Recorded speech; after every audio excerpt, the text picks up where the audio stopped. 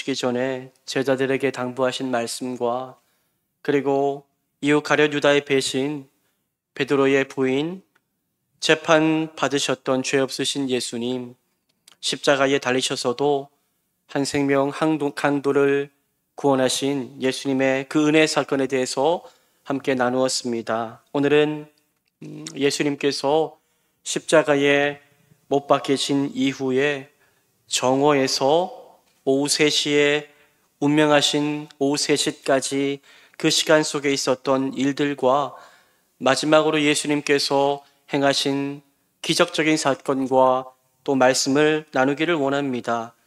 예수님께서 십자가에 달리셨습니다. 달리셨을 때에 온 땅에 갑자기 어둠이 짙게 몰려오게 됩니다. 누가복음 23장 44절은 말씀합니다. 때가 제6시쯤 되어 해가 빛을 잃고 온 땅에 어둠이 임하여 제9시까지 계속되며, 제6시, 즉 우리 시간으로 낮 12시쯤입니다. 낮 12시쯤 가장 밝아야 될 그 시간이 왔는데 갑자기 밝던 해가 빛을 잃게 되었고 온 땅은 짙은 어둠으로 덮이게 되었습니다. 이 어둠은 여러분들 단순한 날씨의 변화가 아니었습니다. 그냥 흐린 날씨가 아니었습니다. 이러한 자연현상은 성부 하나님께서 세상을 창조하실 때에 예수 그리스도, 성자 되신 예수 그리스도가 함께 하셨는데 그 성자 예수님의 죽음을 온 땅이 슬퍼하고 있는 것입니다. 창조된 온 세상이 슬퍼하는 그 모든 슬픔의 울부짖음이 그 자연현상에 다 드러나게 된 것입니다. 이 짙은 어둠은 무엇을 상징하는 것일까요? 이 어둠은 하나님과 예수님의 단절을 의미합니다. 한 번도 하나님과 떨어진 적이 없으셨던, 늘 하나이셨던 예수님께서 누구 때문에요? 우리 때문에, 인간의 죄 때문에 하나님과 끊어지게 된 것입니다. 단절되는, 말로 표현할 수 없는 괴로움을 감당하셔야 하였던 것입니다. 이 어둠은 우리의 죄가 만든 어둠이었는데 예수님은 우리의 죄 때문에 그 어둠 속으로 진이 들어가셔서 그 어둠의 그 놀란, 정말로 감당하지 못할 괴로움을 홀로 십자가 위에서 감당하고 계셨던 것입니다. 그리고 예수님이 죽으시기 직전에 찾아온 것은 짙은 어둠이 있었지만 짙은 어둠만 있었던 것은 아니었습니다. 어둠은 참 슬픈 것인데 이 어둠의 슬픔과 대비되는 참 기뻐할 현상도 한 가지 있었다라고 성경은 말씀하고 있습니다. 이것은 우리 인간, 죄로 인하여 죽었던 우리 인간에게 찾아온 가장 복된 기적의 사건이었습니다. 어떤 일이 있었습니까? 우리 누가복음 23장 45절 말씀을 함께 한번 읽어보겠습니다. 시작. 성소의 휘장이 한가운데가 찢어지더라. 어둠만이 있었던 것이 아니라 어떤 일이 있었습니까? 성소의 휘장이 찢어졌습니다. 한가운데에서 찢어졌다라고 성경은 말씀하고 있습니다. 제9시, 즉 낮 3시가 되었을 때에 성소 안에 있는 지성소를 가리고 있었던 휘장이 한가운데서 찢어지게 됩니다. 성소의 휘장이 찢어짐과 동시에 예수님은 이제 다 때가 되었음을 아시고 십자가 위에서 모든 물과 피를 다 쏟으신 이후에 운명하시게 됩니다. 여러분, 그렇다면 왜 갑자기 가만히 있던 성소의 휘장이 찢어지게 된 것일까요? 이것은 무엇을 의미하는 것일까요? 여러분, 이 모든 것은 저와 여러분, 인간, 믿는 자, 우리 모두를 바로 대제사장 삼고자 하시는 하나님의 섭리였습니다. 사실 예수님은 무엇을 위해 죽으셨습니까? 현상으로 본다면 오늘 이 보여진 말씀처럼 성소의 휘장을 찢으시기 위하여 예수님은 십자가에 달려 죽으신 것입니다. 구약 성경을 보면 아무나 들어갈 수 없었던 곳이 있었지요. 바로 지성소입니다. 지성소.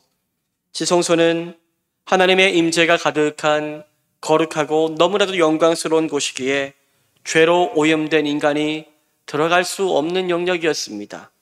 만약 지성소에 인간이 들어가게 된다면 모두 다 거룩하신 하나님의 영광에 압도되어 죽을 수밖에 없었습니다. 하나님은 한 사람만 대표로 지성소로 들어오도록 허락하셨습니다. 대제사장, 특별히 대제사장만 1년에 한 번만 지성소로 들어오는 것을 허락하셨습니다. 모든 백성들의 죄를 짊어지고 하나님 앞에 용서를 구하고자 대제사장이 들어갔던 곳이 바로 지성소였습니다. 하지만 대제사장도 인간이었고 똑같은 죄인이었기에 거룩하게 자신을 정말로 믿음 안에 깨어 준비하고 난 이후에 두려운 마음으로 하나님이 오라고 하신 그때에 한 번만 들어갈 수 있었지요. 그도 속죄의 핏부림을 힘입어 들어갈 수 있었습니다. 1년에 한 번 들어갈 때에도 정말로 경히 여기며 들어갔다면 그 거룩하신 임재에 정말로 압도되어 대제사장일지라도 죽어서 나올 수 있는 곳이 바로 두려운 하나님의 임재가 거하는 지성소였습니다. 이렇듯 인간은 아무나 하나님이 임재하시는 거룩한 지성소로 들어가지 못하였고 하나님이 허락하신 사람만 들어갈 수 있었지요. 하지만 이러한 제사도 완전하지 못했습니다. 해마다 드려져야 됐고 흠 없는 짐승일지라도 완전한 것이 없었기 때문에 그 모든 제사는 정말로 다시 또 드려져야 되는 불완전한 제사였습니다. 그런데 오늘 성경을 보니 놀라운 일, 한 번도 상상하지 못한 일이 눈앞에서 일어나게 됩니다. 하나님의 임재가 거하는 거룩한 지성소를 가리고 있었던 성소의 휘장이 예수님께서 운명하시는 순간 한가운데가 갑자기 찢어지게 된 것입니다. 여러분, 성소와 지성소 사이를 가리고 있었던 이 휘장은 우리말로 생각하면 아주 두꺼운 커튼이라고 생각하시면 됩니다. 청색, 자색, 홍색 실과 가늘게 꼰 배실로 매우 단단하게 짠 그런 천이었습니다. 그래서 힘센 사람이 아무리 양쪽에서 당겨도 힘껏 당겨도 찢어지지 않을 정도로 질기고 단단하게 만들어졌습니다. 그런데 이렇게 질긴 휘장이 성소와 지성소 사이를 가로막고 있었습니다. 지금까지. 이것은 무엇을 의미하는 것일까요? 이것은 아담의 범죄, 인간의 대표인 아담의 범죄, 첫사람 아담의 범죄로 인하여 죄 때문에 하나님과 단절되고 멀어져야 했던 인간이 하나님 앞에 나아가는 것이 이토록 두려운 일이고 어려운 일이고 정말로 잘못하면 죽음을 맞이할 수 있는 그런 일임을 깨닫게 하는 것입니다. 그런데 오늘 그러한 인생을 살아야 했던 인간에게 오늘 놀라운 일이 일어나게 됩니다. 지성소를 떡하니 막고 있었던 그 휘장이 가운데서부터 갑자기 찢어지게 된 것입니다. 이것은 누가 하신 일입니까? 십자가에 달리신 예수님께서 행하신 일입니다. 예수님께서 우리를 위한 모든 대속의 사역을 마무리하시며 다 이루었다라고 말씀하신 이후에 휘장이 찢어지지요. 그래야 우리가 어떠한 은혜를 입게 되었습니까? 그 지성소로 들어가 하나님을 담대하게 만날 수 있는 은혜의 길을 예수님이 십자가 위에서 이루어 내셨던 것입니다. 그래야 이제는 지성소와 성소를 가로막고 있던 휘장이 아무 소용이 없게 되었습니다. 휘장이 찢어졌기에 이제 모든 사람이 찢어진 그 사이로 지성소를 볼 수 있게 되었고 누구나 다 들어갈 수 있게 되었습니다. 이제는 대제사장만이 아니라 모든 사람들이 온전한 대제사장 되신 예수 그리스도를 믿음으로 말미암아 하나님을 만날 수 있는 거룩한 지성소에 들어가 하나님과 연합하며 교제하며 은혜를 누리는 놀라운 은혜를 얻게 된 것입니다. 아무리 죄 많은 인생일지라도 여러분들, 아무리 우리의 죄가 주홍빛과 같아 할지라도 정말로 예수님이 흘리신 보혈의 은혜, 십자가의 보혈의 은혜를 믿기만 한다면 하나님은 용서하십니다. 용서하시고 내게로 나오라고 말씀하십니다. 내게로 나와 너희들이 정말로 내게 온다면, 믿음으로 내게 나온다면 너를 자녀 삼아 줄 것이며 언제나 자유롭게 어디에서나 은혜의 지성소에서 나를 만날 수 있다라고 하나님께서 말씀하실 줄 믿습니다. 사랑하는 여러분, 한 사람의 아담의 범죄로 인하여 우리 인간은 모두 다 죄인 되어 죽음에 갇혀버린 인생이었지만 한 사람 예수의 정말로 죄를 대속하는 십자가 죽음으로 인하여 우리는 죽음에서 생명으로 옮겨지게 되었고, 이제는 지성소 밖이 아니라 지성소 안으로 들어가 하나님을 만나는 그 은혜를 얻게 된 줄 믿으시기를 바랍니다. 죄로 인하여 완전히 죽었던 우리는 하나님과 자유롭게 만날 수 없었지요. 하지만 예수님 때문에 이제 만나게 되었습니다. 이 모든 것은 무엇이 있었기에요? 십자가가 있었기 때문에, 십자가에서 모든 피를 다 쏟으셨기 때문에. 누구를 위해서요? 나의 죄 위하여 보배 피를 예수께서 흘려주셨기에 이 모든 은혜가 믿는 우리에게 찾아오게 된 것입니다. 여러분, 이것이 복음입니다. 인간이 죄에서 구원받은 소식보다 더 복된 소식 어디 있겠습니까? 죄인에서 의인된 것보다, 죽음에서 영생으로 옮겨진 것보다 더 복된 소식이 어디 있겠습니까? 저와 여러분은 이러한 복을 온전히 받아 누리게 된 자인 줄 믿으시기를 바랍니다. 아무런 자격 없는 죄인 된 우리를 하나님께서 은혜로 선택하여 주셨습니다. 복이지 않습니까? 나 같은 죄인 선택하여 주셔서 성령으로 인하여 믿음 주셨고, 내 행위가 아니라 나의 믿음 하나 보고 너 의롭다라고 말씀하시며 나를 구원하여 주시겠다라고 약속하여 주신 주님, 이 복된 소식보다 더 기쁜 소식이 어디 있단 말입니까? 그렇기에 우리가 이제 이후로 살아갈 인생의 모든 삶에서 우리가 온전히 소리 높여 자랑할 것은 무엇밖에 없습니까? 나를 구원하신 십자가의 보혈의 은혜밖에 없음을 기억하시기를 바랍니다. 우리는 우리의 행위를 자랑할 것이 아무것도 없습니다. 구원받기 위해서 저와 여러분이 한 게 있습니까? 아무것도 없습니다. 죄로 가득한 인간이 행하는 선, 우리의 착한 행동, 아무리 선해 보여도 죄를 해결할 수 없습니다. 그렇기에 우리가 스스로 자랑할 것은 오직 십자가 보혈의 능력밖에 없음을 기억하시기를 바랍니다. 이 모든 것은 완전하게 의로우신, 완전하게 죄 없으신 예수님, 어린 양 되신 예수님의 십자가의 은혜만으로 이루어진 것입니다. 그렇게 우리는 오직 독생자 예수 그리스도를 보내어 죽게 하신 하나님의 은혜만을 자랑하며 예수의 십자가와 부활의 능력만을 자랑하며 살아가야 될 줄 믿습니다. 바울은 자신에게 주어진 십자가 구원의 은혜, 내게는 오지 않을 것 같았는데, 그런데 주님이 찾아오셨지요. 그 은혜가 너무나 고맙고 감사하여 이렇게 고백하였습니다. 갈라디아서 6장 14절 말씀을 함께 한번 읽어보겠습니다. 시작. 그러나 내게는 우리 주 예수 그리스도의 십자가의 외에 결코 자랑할 것이 없으니 그리스도로 말미암아 세상이 나를 대하여 십자가에 못 박히고 내가 또한 세상을 대하여 그리하니라.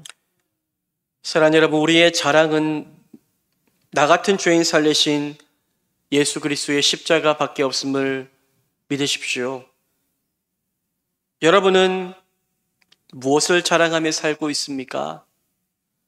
나를 위하여 죽으신 예수님의 십자가 은혜, 이 은혜를 삶의 자리에서 자랑하며 그 은혜만을 찬양하며 그 부활의 능력만을 소망하며 우리에게 주어진 삶을 오늘 살아가고 계십니까? 한번 잘 생각해 보시기를 바랍니다. 우리의 삶에서 오늘 우리는 정말로 무엇을 자랑하며 살고 있습니까? 누구나 다 십자가의 은혜 앞에 뜨거울 때가 있습니다. 그런데 누구에게나 찾아올 수 있는 참 어려운 때가 있는데 그 십자가 보혈의 능력 앞에 더 이상 감격하지 않을 때가 올 수 있다는 것입니다. 이전에는 십자가만 묵상해도 눈물이 흘렀고, 이전에는 십자가의 보혈을 찬송하는 그 노래만 불러도 내 마음에 감동이 북받쳤는데, 그런데 어느샌가 십자가가 그냥 머리로만 들리고 내 안에 감격이 사라지고 내 안에 가득했었던 예수님을 자랑하는 삶은 사라진 채 그저 나의 세상에 정말로 화려한 세상 것들만을 자랑하고 있다면 우리는 이 고난주간을 지나며 다시 한번 우리의 변질된 삶을 주님께 맡기며 십자가의 능력을 회복하게 하나님 인도해 달라고 간절히 기도해야 될 줄 믿습니다. 여러분, 십자가 은혜의 감격을 잊어버리면 우리는 어떻게 변할까요?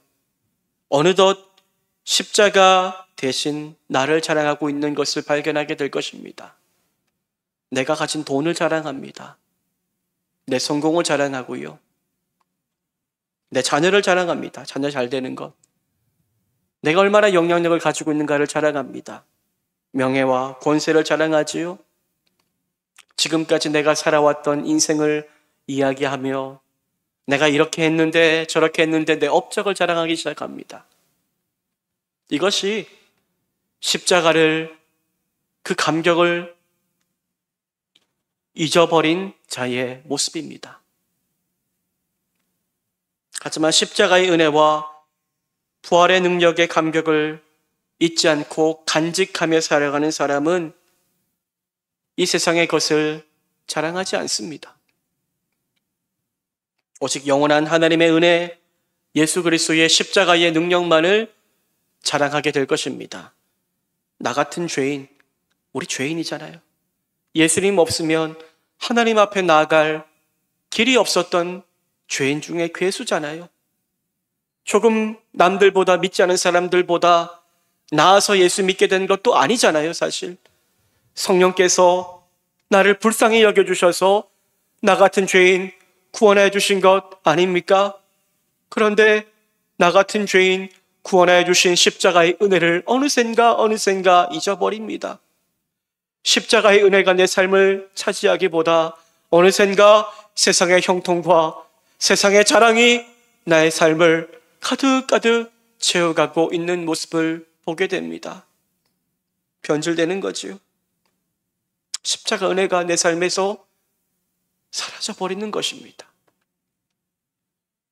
사랑하는 여러분, 고난주간을 지나며 또 부활주일을 맞이할 것인데 이 고난주간 금, 토, 일 이제 며칠 남지 않았지만 이 남은 시간 예수님께서 부활하셨듯 우리 안에 식어버린 열정과 우리 안에 변질되어 버린 복음의 능력이 다시 한번 회복되고 부활되어지는 복된 은혜의 시간 될 수 있기를 소망합니다. 십자가의 능력으로 예수님의 유일한 소원인 하나님 앞으로 더욱더 가까이 나아갈 수 있는 은혜의 길이 열릴 수 있게 되기를 소망합니다. 예수님께서 죽으신 이유가 뭡니까? 휘장을 찢기 위함이죠. 휘장을 찢음으로 우리가 하나님 앞에 담대히 나아가 정말로 은혜를 누리도록 하기 위하여 십자가에 달려 죽으신 것입니다. 매일의 삶에서 믿음으로 우리가 하나님의 임재 안으로 들어갈 수 있도록 은혜의 지성소로 들어가 하나님을 깊이 만나고 하나님의 은혜 가운데 용서의 은혜를 누리고 구원의 은혜, 하나님과의 깊은 사귐의 은혜를 누리라고 예수님께서 그 길을 열어주시고자 대신하여 죽으신 것입니다. 여러분, 십자가에서 죽으신 예수님의 뜻을 기억하며 혹시나 우리 안에 식어버린 십자가 은혜에 대한 감격이 있다면 정말로 기도하시기를 바랍니다. 우리가 정말로 간절히 기도해야 될 것은 이 세상의 것이 아닙니다. 물론 이 세상의 것들도 문제가 풀리는 것도 중요하지만 가장 중요한 것은 내 안에 죽어버린, 식어버린 십자가 보혈의 능력을 다시 한번 회복하는 것인 줄 기억하시기를 바랍니다. 매일 매 순간 하나님은 우리를 만나기를 원하십니다. 우리를 초대하십니다. 매일 매 순간 우리가 예수 그리스도를 믿음으로 말미암아 은혜의 지성소 안에 들어와 하나님 만나기를 바라시는데 우리는 삶이 바쁘다는 핑계로 믿음이 식어버려 하나님 앞에 나아가는 것을 등한시할 때가 많습니다. 말씀이 이전처럼 달콤하지가 않습니다. 기도가 식어버렸습니다. 다 이유가 있죠. 물론 바빠요. 피곤하고 건강에 좋지 못하고 수많은 하나님 앞에 나아가지 못할 이유가 있지만 그런데 하나님은 그러한 우리를 지금도 기다리고 계신 줄 기억하시기를 바랍니다. 마치 탕자가 언제 돌아올지도 모르는데 매일매일 그 자리에 나가 그 탕자를 기다렸던 아버지와 같이 하나님은 오늘도 저와 여러분이 십자가의 은혜를 의지하여 하나님 앞에 나와 주님과의 사귐의 은혜를 누리기를 원하신다는 사실을 기억하며 우리 안에 십자가의 능력이, 그 부활의 소망이 다시 한번 회복되기를 바라며 기도하시기를 바랍니다. 우리가 하나님을 만나게 하기 위하여 예수님은 십자가에서 죽으셨습니다. 그렇게 예수님은 우리를 위해서 자신의 모든 것을 다 주시고 큰 소리로 외치시며 운명하십니다. 아버지, 내 영혼을 아버지 손에 부탁하나이다. 예수님은 아버지, 내 영혼을 아버지 손에 부탁하나이다. 부탁하나이다라는 말은 헬라어로 내가 의탁하다, 믿는다, 맡긴다라는 의미입니다. 예수님은 십자가 위에서 죽음을 맞이하시며 마지막에 자신의 영혼을 성부 하나님 앞에 맡깁니다. 자신의 가장 소중한 것을 누군가에게 맡긴다는 것은 그 사람을 믿는다는 거지요. 예수님은 하나님을 너무나 믿어서 자신의 모든 것을 영혼까지 다 맡기시며 그렇게 운명하셨습니다. 여러분, 우리는 오늘 예수님께서 자신의 영혼을 하나님께 맡기는 것을 보면서 믿음의 본질이 무엇인가 생각해 보게 됩니다. 믿음이 무엇입니까? 믿음은 맡기는 겁니다. 맡길 수 있는 관계가 되는 겁니다. 믿음은 그 대상을 정말로 신뢰하기에 내 것을 기꺼이 맡기는 겁니다.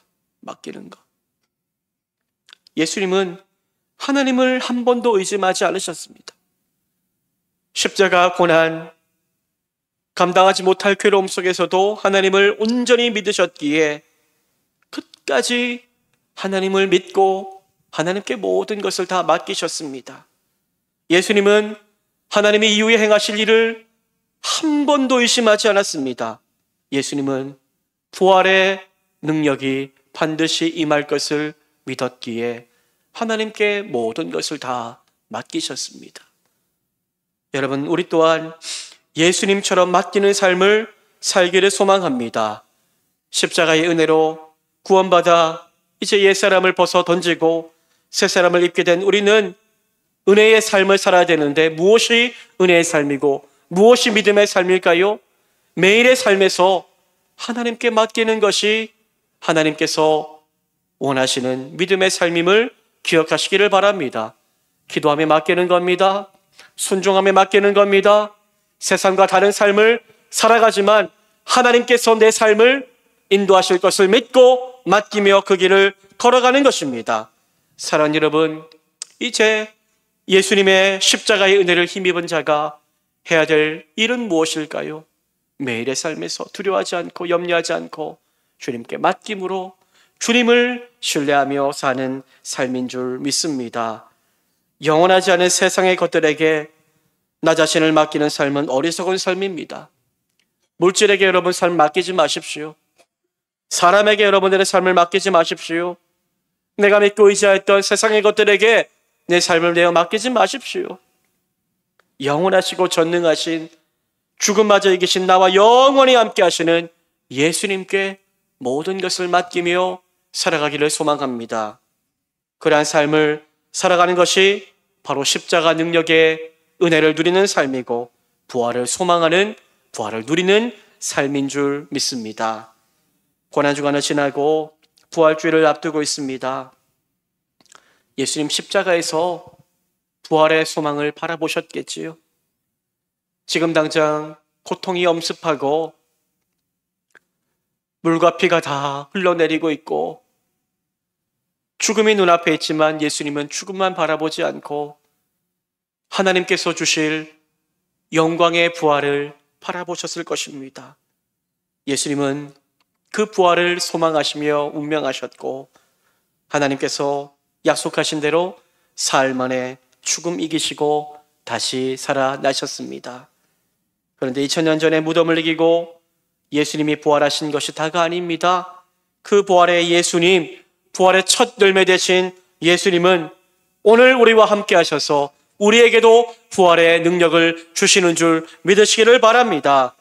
세상 가운데 수많은 어려움들이 있습니다. 여전히 예수님께서 짊어지셔야 됐던 십자가 고난과 같은 어려움들이 주님 다시 오시는 그날까지 우리에게는 여전히 있을 것입니다. 하지만 그 순간에 예수님이 눈앞에 죽음만을 바라보신 것이 아니라 부활을 소망하며 바라보신 것처럼 우리 또한 오늘의 이 두려운 현실만을 바라보지 말고 부활의 주님을 의지함으로 부활하게 하실 주님, 다시 살게 하실 주님을 바라보며 승전가를 외치며 믿음으로 살아갈 수 있는 우리의 복된 삶이 될 수 있기를 주님의 이름으로 축복합니다. 이 시간 우리 함께 부활의 주님을 소망하며 주님께서 행하신 놀라운 십자가 은혜를 기억하며 함께 주님의 사랑을 찬양하는 복된 시간 되기를 소망합니다. 우리 그 사랑 우리 함께 찬양하겠습니다.